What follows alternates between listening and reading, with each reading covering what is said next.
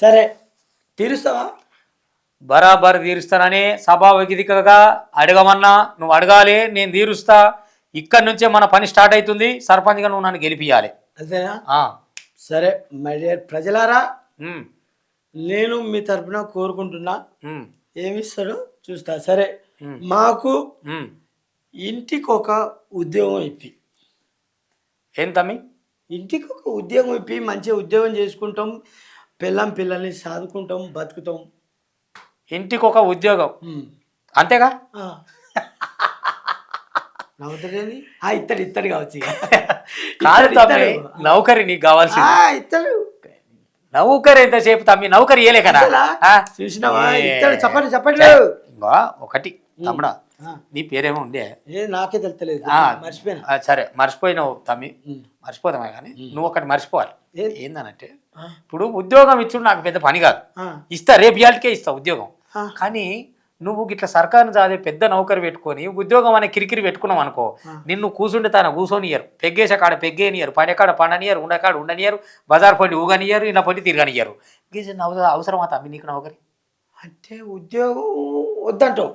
ఉద్యోగం కలిగిస్తాం, ఇంకేదాన్ని అడుగు. అదేనా? అక్కడికి వచ్చేది అడుగు. నౌకరి ఎందుకు? బానిస లెక్క ఒకటి కింద నువ్వేమి? నువ్వు ఇలా స్వేచ్ఛ జీవివి కాదు. నువ్వేమిస్తావు? నీకేం కావాలి తమ్మి? నువ్వు అడుగు, నువ్వు ఏది అడిగిన ఇస్తా నేను. మాట అంటే మాటే, మరి ఎట్లుంటది? సరే ఇగో, సరే ఉద్యోగం వద్దు, నువ్వు చెప్పినట్టే. ఇంట్లో ముసలోళ్ళు ఉన్నారు, వాళ్ళకు పింఛన్లు ఇప్పి నాకు జర స్కాలర్షిప్ ఇప్పి చదువుకుంటా.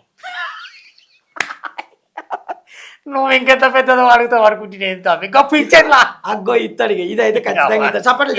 మీకు అర్థమైతే తమ్ముడు ఎంత పెద్దదో అడుగుతాడు అనుకున్నాను. ఇంకా పింఛన్లు ఇప్పించుడు నాతో కాదా? గది పెద్ద పైన ఎమ్మెల్యే సాబ్ ఎవరి చేతులు ఉండు? అంతేనా? మనం ఇట్లా పోయి అట్లా ఎమ్మెల్యే సాబ్ ఇట్లా అద్దమరాత్రి ఒక ఫోన్ కొట్టినా కూడా తప్పి రమేష్ చెప్పు అంటాడు. మనకు వచ్చిన ఎమ్మెల్యే మన చేతులు పెట్టుకొని లొట పీసి పింఛన్లు అడుగుతావు తమ్మి. అయినా పింఛన్లు అంటే ఏ పడితే అవి ఇంట్లో ముద్దరు ముసలోళ్ళు చేరి 1500 3,000గా పింఛన్లు ఎందుకు తమ్మి? టెన్షన్లు కాకపోతే ఏమక అడిగితే మన తరిగి ఉండాలి. ఏం అడిగి వస్తుందా ఇతర అడుగుతాను లేచిండు. ఇంకా పింఛన్లు అట్లా అడిగేది. అది కూడా వద్దా? పింఛన్లు ఏం చేసుకుంటావు తమ్మి? 3,000 ఏమిటికి వస్తే ఉల్లిగడ్డలు టమాటాలు రావు. సరే నాకు స్కాలర్షిప్, అరే ఉచిత విద్య ఇప్పి. ఏం మాట్లాడుతున్నావు తమ్మి నువ్వు? చదువుకుంటా. అబ్బా 100 బస్సు మాట్లాడండి అగ్గిదే మాట. మొనగారు మాట ₹1,00,000 మాట మాట్లాడిండు. ఉచిత విద్య ఇక ఇస్తాడు. ఇప్పుడు ఉచిత విద్య ఇప్పిస్తాడు. చెప్పట్లు కొట్టి అవుతుంది ప్రజలారా. అంతే ఉచిత విద్య ఇప్పిస్తా. కానీ ఉచిత విద్య చదువుకొని ఏం చేస్తా తమ్మి? చదువుకొని ఏం చేస్తాడు? ఉద్యోగం తెచ్చుకుంటా, మంచిగా మా అమ్మ నాన్నని పోషించుకుంటా, మంచిగా పెళ్లి చేసుకుంటా, భార్య బిడ్డలతోని సంతోషంగా ఉంటా. ఇప్పుడు ఉన్నంత సంతోషంగా ఉంటావా భార్య బిడ్డలు వస్తే? పొద్దుగా లేస్తే నెల జీతం ఏమైందో అంటే బియ్యం అంటే ఖర్చులు అంటే తిప్పలు అంటే నౌకరు ఉంటే ఎంత కిరికిరి ఉంటుందో ఇందాకనే చెప్పిన నీకు. పోరగాళ్ళ ఫీజుల దగ్గర నుంచి ఇంట్లోకి సరుకులు, టమాటాలు, ఉల్లిగడ్డలు, అలవెల్లిగడ్డలు, ధరలు, దగాలు, మోసాలు, దారుణాలు, పెళ్ళతోటి మాటలు. ఇంత ప్రశాంతమైన జీవితం. పొద్దుగా లేస్తే 2 పెగ్గులు వేసుకుంటావు, అడకట్టంత తిరుగుతావు, హాయిగా బంతావు, బుక్కడి ఇంత అమ్మాయి కంట్రోల్ బియ్యం ఇస్తారు, తింటావు, పంతావు. ఇంత స్వేచ్ఛ పెట్టుకొని అవసరమా స్కాలర్షిప్? అంటే స్కాలర్షిప్ నువ్వు ఏదైనా అక్కడికి వచ్చేది అడిగే ఈ మంచి పాడుగానే లేచిన కాంచెలు ఏదైనా మంచిది అడుగుతలేమో అంటే ఒకటి ఏమన్నది అడుగుతలేడు. నువ్వేమిస్తావు? నీకేం కావాలి తమ్మి? నీకేం కావాలంటే నువ్వు ఏది అడిగిన ఇస్తానే. ఏది అడిగిన ఇస్తావా? లొటపీసుపురం సాక్షిగా ఒక పని చెయ్యి. ఉద్యోగం వద్దన్నావు, పింఛన్లు వద్దన్నావు, స్కాలర్షిప్లు వద్దన్నావు. అవును. ఇగో సరే ఇంత భూమి ఇప్పి వ్యవసాయం చేసుకొని బతుకుతా. అంతేనా? అంతే. ఎంత ఎంత ఎంత కావాలి? ఎంత? ఒక 2 ఎకరాలు ఇప్పించాలి. 2 ఎకరాలు చాలు. ఇప్పిస్తాడు ఇక 2 ఎకరాలు బరాబర్ చేసుకుంటావు? చేసుకుని బతుకుతా. అంటే ఏమేస్తావు అన్న? అన్న ఇక ఒరేత్తా ఇంత ఏమన్నా మొక్కజొన్న. బోర్ ఉన్నది కావాలన్నా బోర్ లేదు కావాలన్నా? బోర్ ఉన్నదని బోర్ లేదని ఏం కాదు. అంతేగా? బోర్ ఉన్నదైనా ఏం లేదు, ఏం కాదు. బోర్ లేనిదైనా ఏం లేదు. బోర్ లేనిదైతే ఏంది? ఆమ్దాలు, జొన్నలు, మొక్కలు వేస్తావా?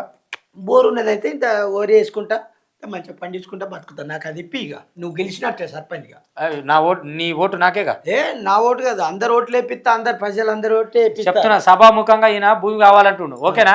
ఓకే చెప్తున్నా. మళ్ళీ ఎందుకనంటే ఇప్పుడు చూడు, ఈడ నిలబడనీక తాకత లేదు, ఊగుతున్నాడు. ఈయన సాలీరు వాళ్ళు నాగలు బట్టి దుంతడా? 2 ఎకరాలు ఇస్తే ఎవరి పానాలు ఖరాబు కావాలి? అదేపాయ 2 బర్లను అడిగినా అంటే అది కూడా కాదు. 2 ఎకరాల భూమి అట.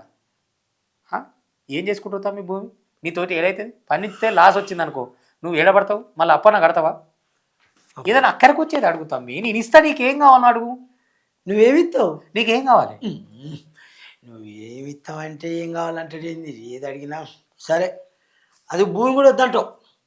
భూమి నీతోటి కాదు తమ్మి, అంటే ఖరాబ్ అవుతానా? ఖరాబ్ అవుతుంది. అయితే స్వేచ్ఛను ఎందుకు పోగొడతావు? నీ పానానికి టైగర్ నువ్వు ఇప్పుడు ఎట్లా పోతున్నావు అటువంటి స్వేచ్ఛ ఉన్నది అడుగు. సరే ఒక పని చేయి, ఏదన్నా లోన్ ఇప్పి ఏదన్నా చిన్న షాప్ పెట్టుకుంటా. షాప్ ఏం షాప్ పెడతావు?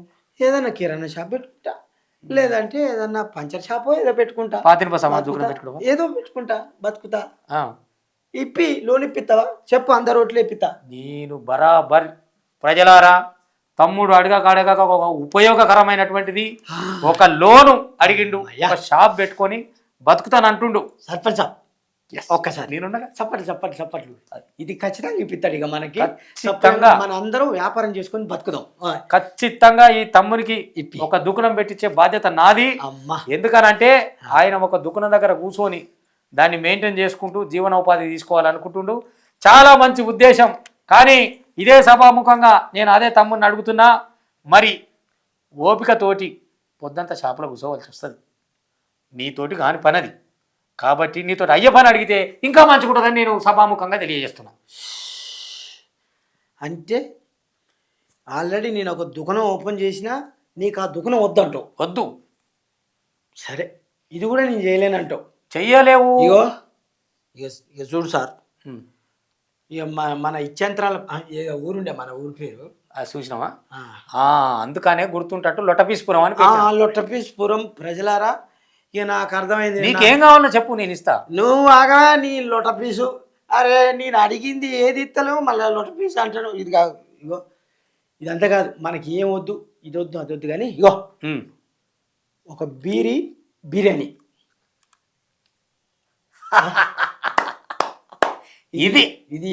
ఇది సరైంది. ఇది నువ్వు అడగాల్సింది. నువ్వు మన ఊరవతలున్న వైన్స్ మల్లన్ దగ్గరికి పోతివా అంటే ఆడ ఆల్రెడీ ఖాతా ఉన్నది. నీ క్లాస్మేట్లు అందరూ ముందే ఎగురంతో పోయిరు. గప్పటి నుంచి అడగవలసింది వదిలేసి అదొక్కటే కాదు, నువ్వు తాగినంత మందు పోస్తారు, అందులో నీ బ్రాండే దొరుకుతుంది, బిర్యానీ ఉంటుంది, బీర్ ఉంటుంది. ఇక మరి నువ్వు మాత్రమే తిని ఇంటికాడ అనుకుంటే నడదు కదా. ఇంటికి కూడా కిలో చికెన్ పంపినా, కూల్ డ్రింక్ పంపినా.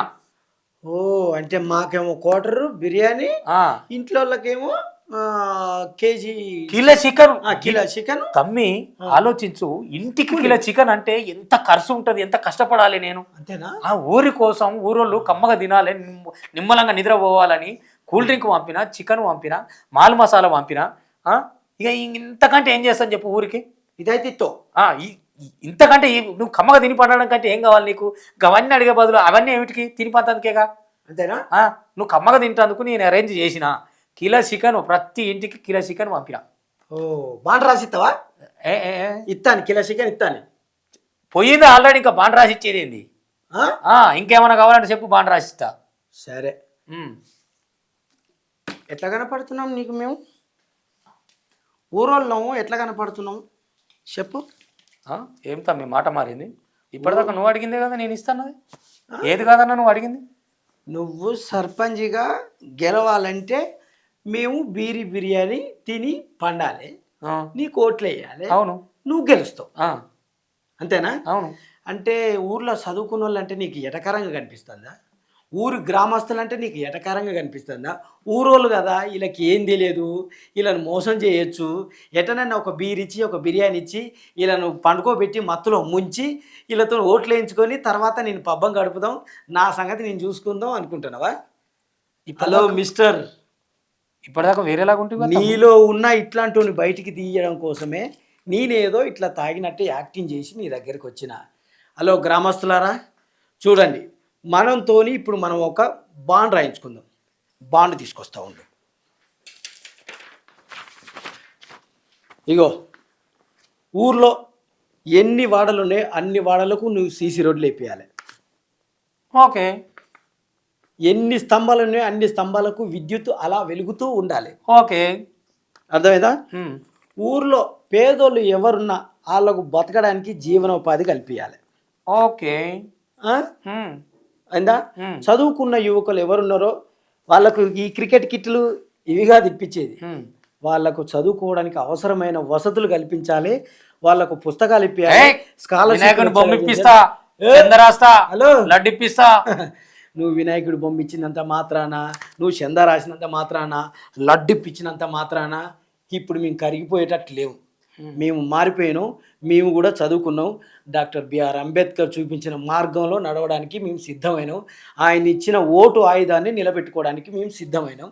ఇదిగో నీలాంటి ప్రలోభాలకు మేము లొంగం. ఇగో ఇవన్నీ ఊర్లో అందరికీ అందేలాగా చూసి ఇస్తానని చెప్పి నువ్వు అగ్రిమెంట్ మీద సంతకం పెట్టు. ఊరంతా నిన్ను గెలిపిస్తాం. ఇప్పటిదాకా తాగినట్టు చేసిండు, ఇప్పుడు ఇంత హలో, తాగినట్టు చేసింది నీలో ఉన్న రెండో కొన్ని బయటికి తీయడం కోసమే. ఇప్పుడు నేను సంతకం పెట్టాలా? సంతకం పెట్టాలి, లేదంటే ఓడిపోతాంటే ఓడిపో. హలో చూసిల్లా, ఇది ఇగో ఇట్లాంటి వాళ్ళు చాలామంది వస్తుంటారు. మద్యానికి, మందుకు, ఇగో ఇట్లా క్రికెట్ బ్యాట్లు ఇస్తాము, మేము వినాయకుని బొమ్మలు ఇప్పిస్తాము, ఇవన్నీ ఇప్పిస్తాము అని చెప్పి అప్పటికప్పుడు పబ్బం గడుపుకొని మనల్ని నట్టేట ముంచిపోతున్నారు. దయచేసి అర్థం చేసుకోండి. మన ఊరికి ఏం కావాలో మనం ఒక క్లారిటీకి వద్దాం. మనం ఎవరిని ఎన్నుకుంటే మన ఊరు బాగుపడుతుందో అలా చేసుకుందాం. ఊర్లో యువతని, విద్యార్థుల్ని ఎంకరేజ్ చేసే వాళ్ళను, చదువుకున్న వాళ్ళని ఎన్నుకుందాం. మన ఊరిని బాగు చేసుకుందాం, మన జీవితాన్ని బాగు చేసుకుందాం. తెలుసు కదా, ఓటు హక్కు మనకిచ్చిన ఆయుధం. సో ఆయుధాన్ని మంచిగా ఉపయోగిద్దాం. విన్నారు కదా?